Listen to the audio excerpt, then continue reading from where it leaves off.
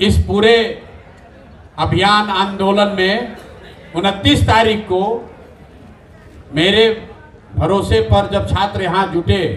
जब मैंने उनको आश्वस्त किया था कि चाहे कुछ भी हो जाए, जब तक प्रशांत किशोर खड़े हैं, हमारे रहते हुए पुलिस बर्बरता नहीं करेगी, आप पर लाठी नहीं चलाएगी। 29 तारीख को पहली बार प्रशासन ने उस भरोसे को तोड़ा,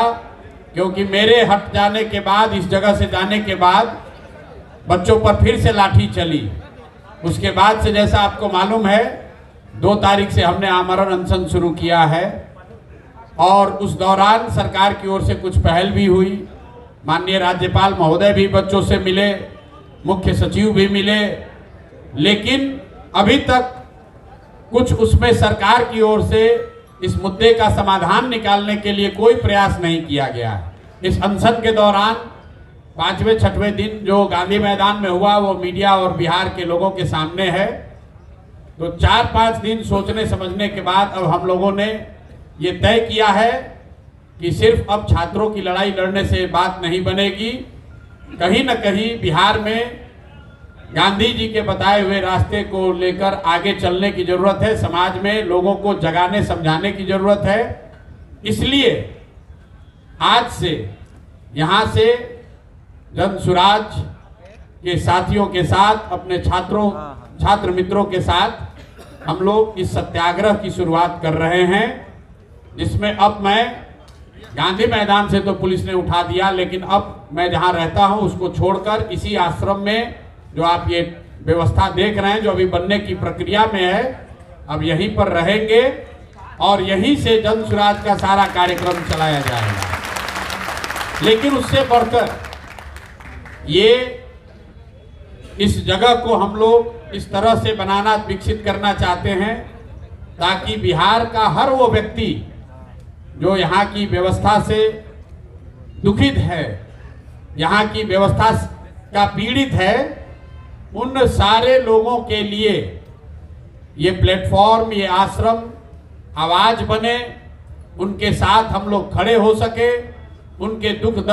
दर्द के साथी बन सके। इस संकल्प से मैं इस आश्रम की, जिसका नाम हम लोगों ने बिहार सत्याग्रह आश्रम दिया है,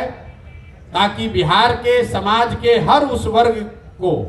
जिसके साथ जाति हुई है, जिसके साथ व्यवस्था ने गलती करी है, वो यहाँ आ सके और इस व्यवस्था के तहत जुड़कर अपनी बात को मजबूती से रख सके, बिना ये डरे हुए कि पुलिस वाले आकर उन पर लाठी चलाएंगे, बिना इस बात से डरे हुए कि सत्ता के लोग उनको डराएंगे, धमकाएंगे। ये आश्रम इस बात का भी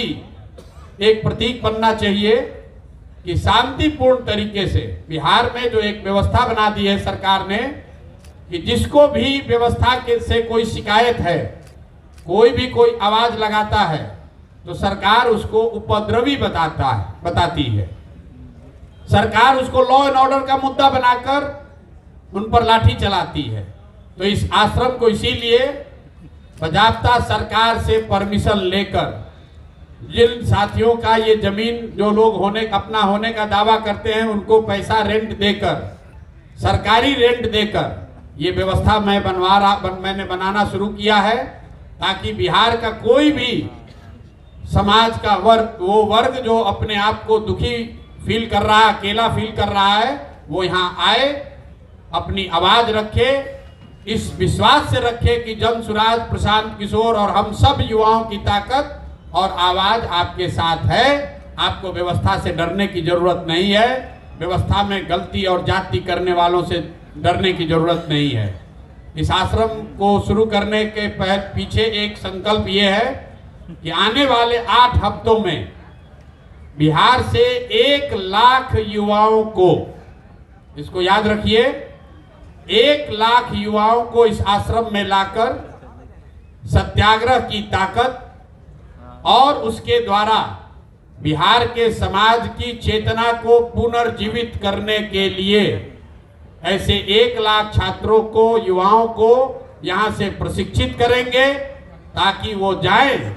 और बिहार की समाज को जगाएं, उनको बताएं, समझाएं कि मेरे भाई, जातीय और धार्मिक उन्माद में पड़कर जब तक वोट देते रहोगे तब तक इसी तरह की असंवेदनशील व्यवस्था को आपको झेलना पड़ेगा। एक बार अपने और अपने बच्चों के भविष्य के लिए, उनके अच्छी शिक्षा के लिए, उनके रोजगार के लिए, बिहार में पलायन बंद हो उसके लिए,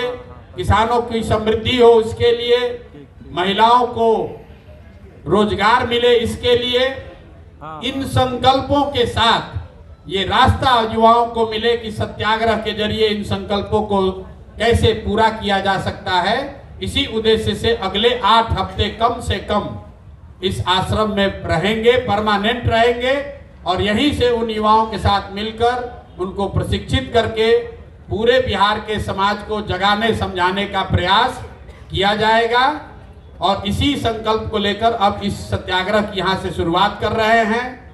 प्रशासन को, सरकार को कोई डरने की जरूरत नहीं है। हम लोग कोई रैली नहीं करने वाले हैं,